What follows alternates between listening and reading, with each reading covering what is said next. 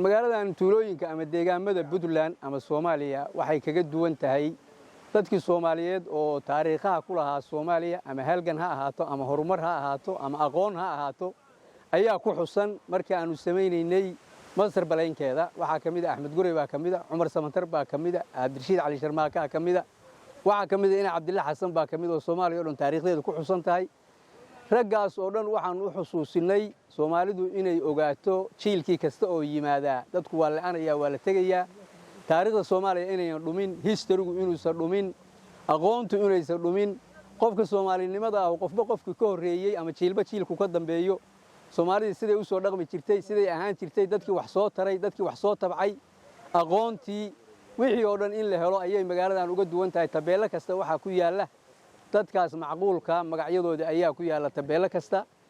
waxa soo dhaweynaynaa iyadana ku soo dhaweynaynaa Soomaalidu inay saas u wada ogaato sidaasna waa uga duwanahay deegaamada Puntland oo dhan magaalada asaaskeedu waxaan u sameeynay Tomboline aad iyo aad u qurux badan boqolkiiba boqol ah jidku waa aad arkaysaan magaalada dhexdeeda ilaa 60 weeye